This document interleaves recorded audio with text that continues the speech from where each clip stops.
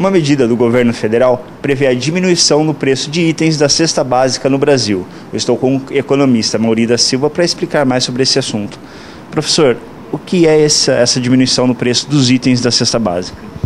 Bom, uma questão inicial é dizer que o preço dos alimentos no mercado internacional, em função do crescimento econômico, em especial de países em desenvolvimento, países como a China, como a Índia, que concentram praticamente 40% da população mundial, o crescimento econômico deles vem aumentando a demanda por alimentos, né, e também a produção de utilização da produção de alimentos, que era utilizar tradicionalmente a produção de alimentos para a produção de energia, tem impressionado o preço dos alimentos, né? Então, mesmo considerando um país com uma grande capacidade de produção de alimentos, nós sofremos os impactos do aumento do preço das commodities no mercado internacional e, portanto, isso reflete no preço da cesta básica.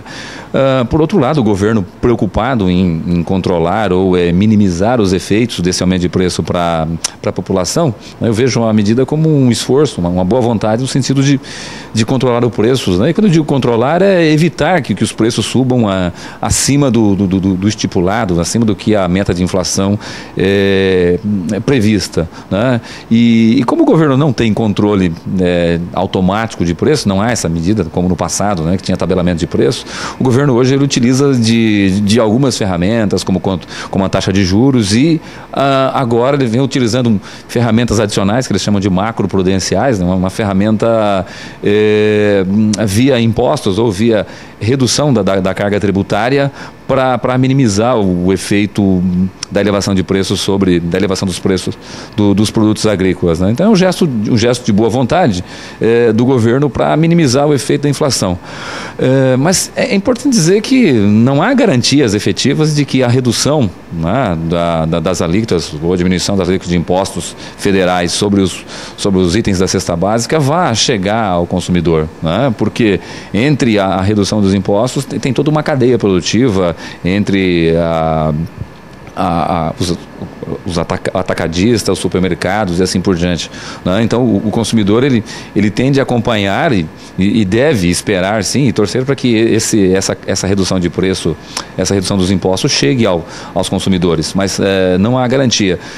O governo, por outro lado, também acenou com a redição de políticas de controle mais efetivas, sobretudo via trabalhar com estoque regulador, né? No passado, nos anos 80, em especial nos anos 90, países como a América Latina tiveram, por recomendação de organismos internacionais como o Banco Mundial e FMI, recomendando desmantelar a política de estoque mínimo, né, de estoque regulador, o que era uma ferramenta importante por parte do governo para controlar o preço das commodities, né, ou dos alimentos. E como esse instrumento eles foram eliminados, essas políticas elas foram eliminadas, o governo hoje, em função da elevação dos preços das commodities, o governo tem uma medida provisória na manga, editou para restabelecer esse tipo de programa. A questão é que o governo precisa reconstruir toda uma infraestrutura, né, para viabilizar essa política, né? Então isso não está claro ainda. O que está claro é a intenção do governo não medir esforços no sentido de ter mecanismos efetivos para o controle de preços dos alimentos. E é bom dizer que esse é um fenômeno internacional, né? A inflação do alimento não é um fenômeno, não é um caso isolado no Brasil, né? Então todos os países do mundo hoje enfrentam uma elevação de preço com relação ao preço dos alimentos. A questão é que em países em desenvolvimento e sobretudo em países mais pobres ainda, o preço dos alimentos o preço do alimento é um item importante no custo de vida das pessoas, né? Para que quem esteja nos ouvindo tenha uma ideia, por exemplo, no Brasil a classe média baixa, né? Uma família com 4 pessoas, seria a família padrão hoje brasileira, considerada pelo IBGE, compromete aproximadamente 40% só com os itens da cesta básica. Então, quanto maior a elevação de preço desses produtos, maior é o impacto sobre a sociedade, sobretudo a sociedade com poder aquisitivo mais baixo. Então, daí vem a preocupação do governo em tentar utilizar diversos instrumentos para minimizar o efeito da elevação de preço sobre o custo da cesta básica. Então vai nessa direção. E no mundo hoje estima-se que, segundo a FAO, né, que é a Organização das Nações Unidas para a Alimentação e Agricultura, estima-se que tenha algo próximo, uma população em torno de 1 bilhão de pessoas que passam fome, né? E a elevação do preço das commodities no mercado internacional é um dos fatores que contribui para esse aumento da fome no mundo. Então, o Brasil simplesmente está acompanhando uma tendência internacional de retomar políticas mais objetivas e mais diretas no sentido de controlar o preço dos alimentos, né? E sempre quando eu digo controlar o preço dos alimentos, não é no sentido de tabelar o preço, é de ter mecanismos para trazer os preços para níveis tolerados e assim manter a estabilidade social e manter as condições de alimentação. Então, a política de abastecimento é algo importante para países em desenvolvimento, sobretudo países com população muito grande e com população pobre e vulnerável, né, do ponto de vista econômico. Por isso essa preocupação incisiva do governo em tentar minimizar os efeitos da inflação. E por que essa inflação nos alimentos, professor? Tem alguma explicação? Nós devemos elencar aí pelo menos dois motivos. Um é pelo lado da demanda, né? O crescimento, né, em especial da China, da Índia, um crescimento econômico robusto, um crescimento econômico forte dos últimos anos, e a melhoria das condições de renda nesses países fizeram que eles passassem a consumir mais alimentos. Em alguns setores eles não são autossuficientes, então eles passam a comprar alimentos no mercado internacional. Pois bem, então esse aumento da demanda por alimentos no mercado, né, em especial em países emergentes, pressionaram o preço dos alimentos no mercado internacional como um todo, com reflexo no Brasil. Por outro lado, aqui no Brasil também nós temos um crescimento da renda, o crescimento do consumo e da renda do brasileiro, em especial da classe média, a nova classe C, também contribui pelo lado da demanda para explicar essa pressão de preço sobre os produtos. Um outro fator que devemos analisar já pelo lado da oferta são os problemas climáticos, né? Então, por exemplo, os Estados Unidos enfrentam um problema de estiagem muito, muito severo, prejudicando a produção de milho, né, nos Estados Unidos, e isso pressiona o preço dessa commodity no mercado internacional e, efetivamente, de outros alimentos que estão atrelados com esse produto, né, ou atrelado ao milho. Então, a questão é essa: nós não podemos ou não conseguiremos entender essa elevação de preço só olhando da perspectiva do mercado doméstico, né? Então, tem fatores externos importantes pressionando o preço dos alimentos e, junto com isso, fatores domésticos aqui, né, sobretudo pelo crescimento da renda, que contribui para esse aumento de preço. Grandes grupos financeiros também operam especulando com o preço das commodities no mercado internacional, que também contribui. Então, juntando essas três variáveis aí, o crescimento da demanda no mercado internacional, mais o crescimento da demanda por alimento no mercado doméstico, problemas climáticos no mercado internacional pelo lado da oferta e o processo de especulação no mercado financeiro internacional, dão uma boa medida de por que o preço dos alimentos vem subindo nos últimos anos, né? Na verdade, os alimentos sobem de forma mais acentuada desde 2002 e 2003, né? Mas eles foram, né, esse aumento de preço se tornou mais preocupante, sobretudo nos últimos anos, cuja inflação, o preço dos alimentos vem subindo aí uma média de 10% ao ano, né? E o governo agora preocupado porque a inflação está fugindo ao seu controle, acima da meta. Para quem está nos acompanhando, é preciso perceber o seguinte: o governo tem como meta garantir que a inflação não ultrapasse um teto de 6,5% ao ano, no limite. E hoje a inflação está nesse nível, né? Está batendo na casa dos 6,5%.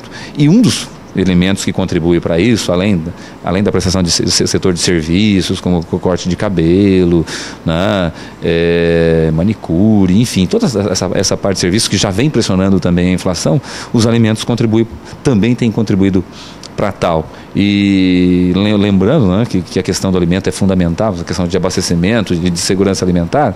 Então o governo agora ele entende que é extremamente importante o controle ou políticas efetivas para minimizar o aumento do preço dos alimentos. E essa redução dos impostos para os itens da cesta básica, na prática, significa um esforço de transferência de renda do governo para o preço dos alimentos, né? Que, se chegar ao consumidor, significa transferência de dinheiro do governo federal para o bolso do consumidor, né? Mas desde que esses preços cheguem, efetivamente a queda de preço chegue ao consumidor, né? Mas pode ser que ao longo do caminho, né, na cadeia produtiva, ele vai ficando um pouquinho, né, entre as pessoas que comercializam. Mas a estratégia é essa, é de fazer com que os preços dos alimentos se tornem mais acessíveis aos consumidores. Essa é a preocupação do governo. A ideia mesma do combustível há pouco tempo atrás. É muito semelhante, né? O governo, quando ele olha para o problema, assim, eu tenho uma inflação, né? A inflação rodando, batendo o teto máximo e eu preciso enfrentá-la. Então, dentro das minhas possibilidades, quais são as ferramentas, quais são os instrumentos que eu tenho para efetivamente controlar essa inflação, ou para minimizar o efeito e ficar dentro do que foi acordado, né? Dentro do combinado. E me parece que as ferramentas são poucas, né? E a redução de impostos é uma das últimas. Por quê? Na hipótese de que a inflação ela não seja controlada ou minimizada pela redução da carga dos impostos sobre a cesta básica, o último elemento é a elevação de juros, né? E a questão prática é, quando o governo manuseia juros, ele está usando uma ferramenta ou um instrumento que vai, ao dispará-la, ele acerta todo mundo, né? É como se ele fosse matar um pássaro com uma arma de grande calibre. Então, é verdade, provavelmente ele deve matar o pássaro, mas deve matar tudo que está em volta. Então, é uma ferramenta poderosa para controlar a inflação, mas ela tem os efeitos colaterais que não são desprezíveis, impactos sobre o consumo, né, em todas as categorias, impactos sobre o emprego. Por isso, o governo tem tentado, em último caso, ou deixado como uma carta na manga, né, mas o que não está totalmente descartada essa possibilidade de que ele tenha que elevar juros para controlar a inflação. Então, a ideia é usando aquelas ferramentas que possam trazer um resultado com o mínimo custo para a sociedade, né? Então, dessa perspectiva, a redução de impostos ela tem implicação de afetar a arrecadação do governo federal e piorar as contas públicas do governo federal. Mas, por outro lado, ela fica restrita apenas ao governo, o impacto. A sociedade só colherá os benefícios dessa, num primeiro plano, né, se chegar aos consumidores.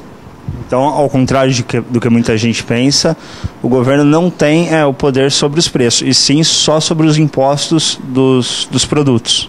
É verdade. No passado, né, um passado bem distante, até os anos 80, o governo utilizava, né, no começo dos anos 90, o governo utilizou de expedientes como controle de preços, tabelamentos, né, mas essa não é uma ferramenta difícil, né, fácil de se gerenciar.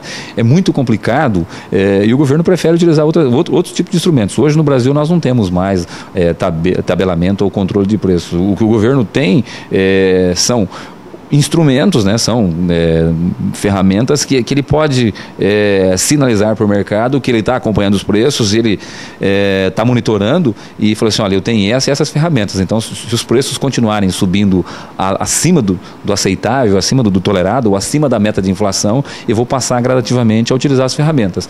O que o governo vem fazendo por enquanto são utilizar ferramentas que eu diria que para a sociedade como um todo elas são menos dolorosas, então tem um impacto menor para a sociedade. Num primeiro momento impacta mais as contas do governo. Para a sociedade ela é benéfica do ponto de vista se chegar ao preço dos alimentos. Agora, na eventualidade dessas ferramentas ou desses instrumentos não produzirem os efeitos desejados, é bem provável que o governo tenha que elevar os juros, e aí você tem certamente efeito colateral sobre a sociedade. Se você imaginar, por exemplo, as pessoas que devem no cartão de crédito, por exemplo, que devem no banco, pega dinheiro emprestado como um cheque especial e assim por diante, para você ter uma ideia, todo esse indivíduo, todos esses agentes econômicos que tomam crédito na praça, certamente serão impactados por um aumento dos juros. Então você tem um efeito colateral aí que será distribuído para a sociedade como um todo.